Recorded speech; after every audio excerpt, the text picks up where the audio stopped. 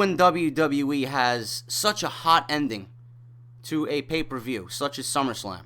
We all know what happened at SummerSlam. If you guys missed my review, click on the annotation or click the link at the top of the description. SummerSlam was a hot show. We all know that. Daniel Bryan won the WWE Championship. He defeated John Cena clean in the middle of the ring for a 1-2-3. Triple H turned on Daniel Bryan. Randy Orton comes down, takes advantage, cashes in his Money in the Bank, and is crowned the new WWE Champion. That was SummerSlam. You figured WWE would build off that for Monday Night Raw. That would be the big thing going into Monday Night Raw. But Monday Night Raw last night, guys, was just not an entertaining show at all. It was very, very mediocre. Very mediocre. I mean, it was a watchable show. It was a passable show. But it did nothing to further storylines coming out of SummerSlam. Monday Night Raw was a beginning, a middle, and an end. Everything else in between, nobody cares about. We all want to see Daniel Bryan succeed. And people are asking me, why is this happening to Daniel Bryan?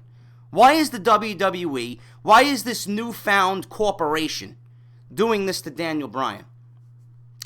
I'll talk about that in a little bit, but the show started off hot with Stephanie and Daniel Bryan. It all ended when Daniel Bryan got escorted out by security because Stephanie said that he couldn't handle his temper. Stephanie just belittled Daniel Bryan in the most demeaning way. She comes off as just trying to be very appreciative, but underneath that tone of voice, she's got so many qualities of her father in her. You know, just bringing him down, saying not everyone can be WWE Championship material. Not everyone can be in the main event. Not everyone can be that solid top A performer. Daniel, you're valuable to the company, but you're not that A. You're just a solid B+. And Daniel Bryan's, obviously saying that he's going to get his money's worth. He doesn't care if he gets fired. He's going to get his money's worth. If Vince, Stephanie, or Triple H himself want to come down and fire him, he doesn't care. He'll go back down to the minor leagues. He'll go back to Ring of Honor. He'll go back to, wrestling in bingo halls and selling merchandise out of the back of his car. He doesn't care. He's not going to let Stephanie and Vince and Triple H tear down his dream of being WWE Champion. He's going to get his money's worth. He's going to tell them off. And that's when Stephanie called security, escorted out of the building, and that was the last we seen of Daniel Bryan. The beginning of the show was excellent. Started off hot, and I definitely enjoyed the interaction between Stephanie and Daniel Bryan. It was obviously going to build towards something that was going to happen later in the show, and I'll talk about that in a little bit. But probably of equal importance here was John Cena. John Cena comes out to start the show before that segment and builds up Daniel Bryan. Now, when you have John Cena just speak highly of Daniel Bryan, WWE is setting him up to be one of the biggest faces, if not the one to replace John Cena in the company. Cena's out. Cena's done. Cena is stepping away. He needs surgery. Everybody knows this. He's going to rest. He's going to take some R&R, rest and relaxation. He's going to fully take some time off and heal. Surgery, he's going to heal. He's going to take a little bit more time than needed, and he's going to come back just like John Cena knows how to do. All right, but I want you guys to think about this. What you seen last night from John Cena, he explained to you why he's going to be out, and he showed you his elbow. It looked like he had 2 fucking baseballs in his elbow. Now, take a look at that injury, and take a look at what John Cena did at SummerSlam against Daniel Bryan. He gave us a damn near five-star match. If John Cena wrestled with that thing in his elbow, you have no choice but to respect John Cena as an in-ring performer. He gave it his all, even with that elbow. Now, I don't know many people that would go out there and wrestle with that thing on their elbow. He did it, and he gave us an excellent main event at SummerSlam. I respect John Cena to the fullest. I may not like his character. I may not like the way WWE shoves him down our throat. But you got to respect the ability of John Cena and the love and the passion and the determination he has for the WWE. Nobody else would have wrestled that way. Nobody. John Cena did, and I respect him to the fullest for showing us that injury. I didn't know how bad it was until he showed us. But if you wrestled with something like that on your elbow, my hat's off to you, man. And he's going to be gone. He said 4 to 6 months. He may take the full 6 months and recuperate. I don't know when he's coming back. But he's going to factor into WrestleMania plans, so he wants to be healthy for WrestleMania. So I do not blame him. And for all you guys who do not like John Cena's character, he will not be factoring into the WWE Championship picture for the rest of the year. It is mainly going to be Daniel Bryan, Randy Orton, and this whole corporation angle. We may see CM Punk get in the title picture down the line. I don't know. But right now, the majority of it is going to lie on the backs of Daniel Bryan and Randy Orton. It's going to be exciting, and I'm excited to see what happens here. Fresh new faces, and we got a new WWE Championship feud. It's going to be great. Now, the rest of the show, I'm not even going to get into it, guys, because it didn't further any storylines. We had matches that really didn't do anything for the viewer at home. They didn't further storylines. They didn't build towards Night of Champions. The only thing that they built towards Night of Champions was Big Show. Big Show, Mark Henry, and The Shield. That's going to be your WWE Tag Team Championship match at Night of Champions. Big Show confirmed pretty much that he's going to be teaming up with Mark Henry. That's that. That's going to be your tag team title match at Night of Champions. But other than that, we didn't have anything else. Cameron and AJ versus Layla and AJ Lee. Cameron and Naomi won that. Shield versus Dolph Ziggler. I don't understand what they're doing with Dolph Ziggler. I don't know. 3-on-1 handicap match. I don't know why they're doing that to Ziggler. They build him up and bring him back down just as fast. 3-on-1 handicap match. Obviously, Ziggler could not handle the Shield by himself. The Shield wins that. Sin Cara versus Alberto Del Rio. Sin Cara legitimately got hurt. Referee stopped the match. Del Rio won because of the referee's stoppage. The All-Americans versus Darren Young and Titus O'Neil. I don't know whether or not they're going to push the primetime players now that Darren Young has come out and admitted that he's gay. But they did get a nice reaction from the crowd. Darren Young and Titus O'Neil win this match. I would like to see them get support from WWE. I would like to see the tag team title picture being built up. And it's certainly being built up because we have these two teams here. And then we have Los Matadores. Looks like Tito Santana's old gimmick from the late 80s, early 90s. Now, if you guys don't know who that new tag team is, it is Primo and Epico repackaged. So you guys got that to look forward to. I don't know how that kind of gimmick is going to work in modern-day WWE because I wasn't a big fan of the Matador, Tito Santana. Okay? I wasn't a big fan of him. He was a great wrestler. I just didn't like the gimmick. He went nowhere. He was nothing more than an Intercontinental Champion. He was never, that upper echelon type guy on the card. So I don't know how that kind of character is going to translate with the current WWE audience. We have to wait and see. But it shows you WWE is trying to get behind the tag team division, and I'm all for that. So we'll have to see how that whole new team transpires here on WWE TV. But that is Primo and Epico, if you guys did not know.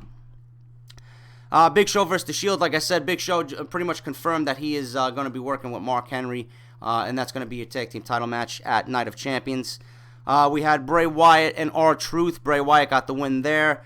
We had Heath Slater and Jinder Mahal versus the Usos. The Usos is another great tag team. Tag team division's looking real good, guys. Usos got the win there. Miz versus Wade Barrett. Nobody cares. The Miz is garbage. I really don't even want to see him on WWE TV anymore, to be honest with you. Wade Barrett is just floating around. He's got so much potential that WWE really doesn't know what to do with him. Really don't know what to do with him. But that's that. Now, the other important thing I want to talk about is CM Punk and Paul Heyman. Paul Heyman pretty much comes out on the microphone and says that he wants to apologize and he wants to make a truce with CM Punk. He wants, to be friends again. He still loves CM Punk. And under the tutelage of Paul Heyman himself, they will once again be the best in the world. They will once again capture the WWE Championship. They will be even better than they were before the whole 400-plus days of WWE Champion. So, Paul Heyman pretty much laid that out on the table and wants CM Punk to really think about putting everything behind them. Lesnar is not in the picture anymore. Lesnar is pretty much done for the year, as far as I know. But CM Punk says that he really doesn't want anything to do with Paul Heyman. He's pissed off and he's ready to fight. He's pissed off and ready to fight. Punk dares a fan. He was belittling a fan. I don't know what the hell was going on there. I don't know if that was a plant. I don't know if that was legit. But he was just ripping the fan apart. And Punk said if an apology is, if an apology is all he wants, just come out, Paul. Come out to the ring. Paul Heyman comes out with Curtis Axel. Punk says he's sorry. Punk says he's sorry he took his eyes off Lesnar last night, and he's sorry he didn't do more to Heyman. Punk has harsh words for Heyman. Heyman says that he is sorry for what is about to happen. Heyman tells Axel to go tape up his fists and gets ready for a fight. Heyman says if Punk is still in the ring after all this, Axel's pretty much going to be sent down to the ring to finish the job that Lesnar started.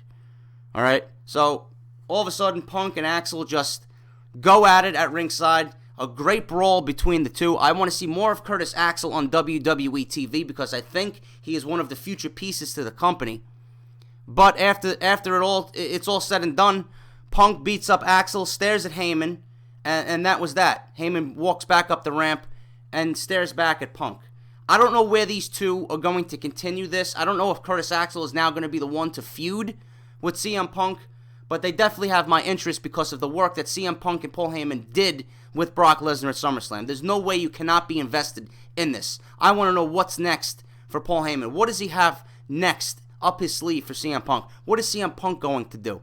They didn't build upon that too much. They pretty much just gave us a feud, a teased feud between CM Punk and Curtis Axel. So we have to see as the weeks to come unfold and see what's next for CM Punk. But I really don't have any information on that. Hopefully on Friday for News and Rumors, I will have more on that. And then finally, guys, the ending. Now, you guys may have been asking yourselves, what's going on? What's going on with Daniel Bryan? Why are they belittling? Why are they tearing Daniel Bryan down? Listen to me, guys. I'm not even going to go in depth about what happened. Triple H comes out and says that he did what he did at SummerSlam because he did it for the fans. He did it for all you. He wants the fans to look at the big picture. He did what he did to guarantee the future of the WWE. Now, he had problems with Randy Orton in the past.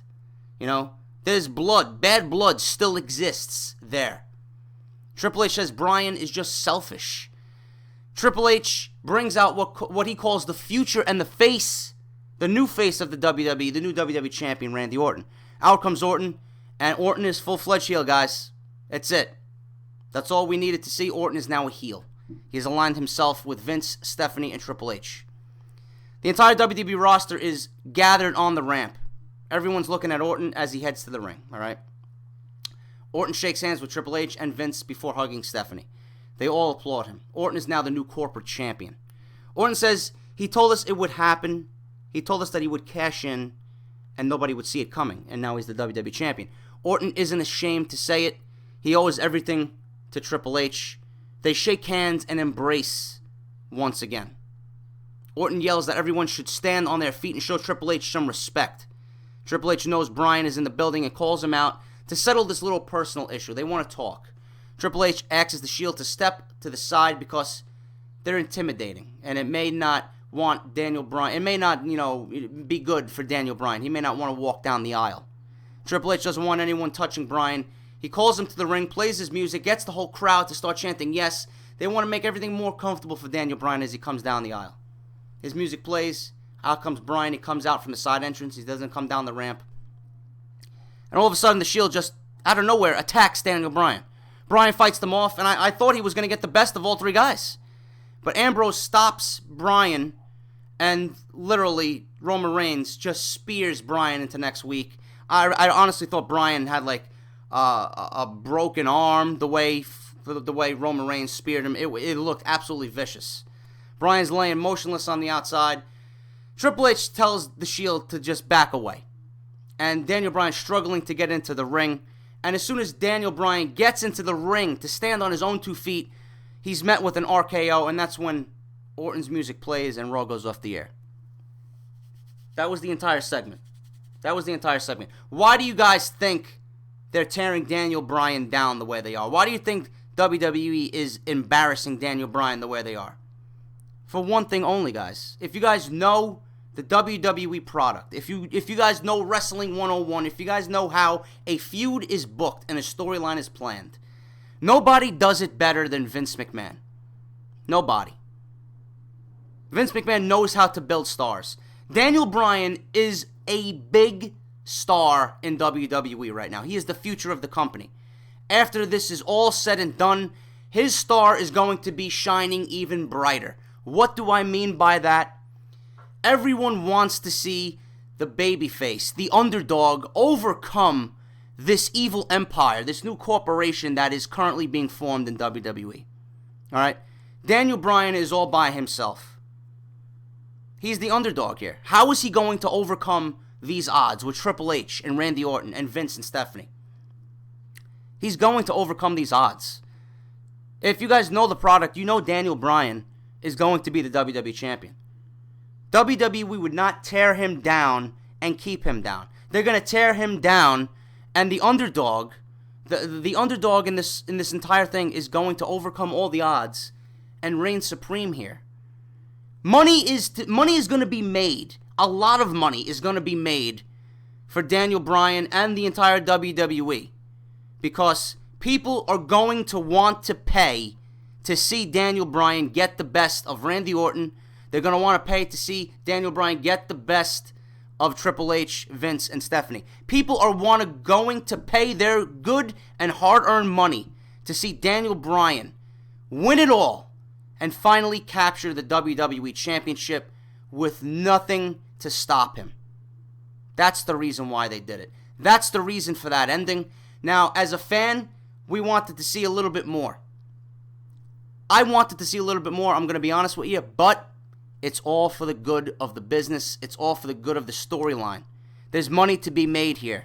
The underdog is being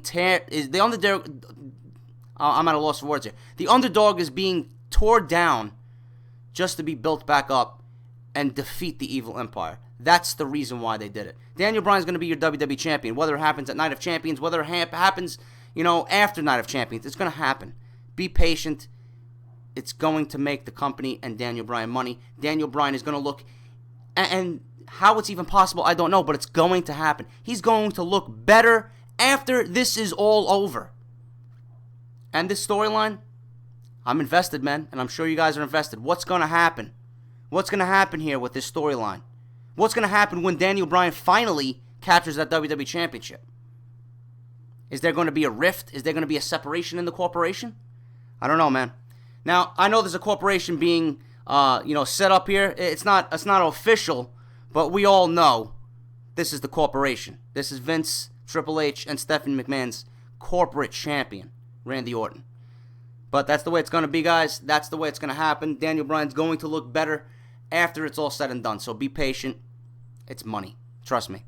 That's your Monday Night Raw review, guys. Other than that, it was a very boring show, very lackluster, very mediocre. Nothing happened except the beginning, the middle, and the end. That was it. Everything else in between was just nothing of importance. So hopefully the next couple of weeks, as we build towards Night of Champions, gets a little bit better. But this storyline with the corporation and Daniel Bryan, he's going to be top-notch television. Nobody's going to want to miss this, because we're all going to want, like I said, we're all going to want to see Daniel Bryan get that WWE Championship.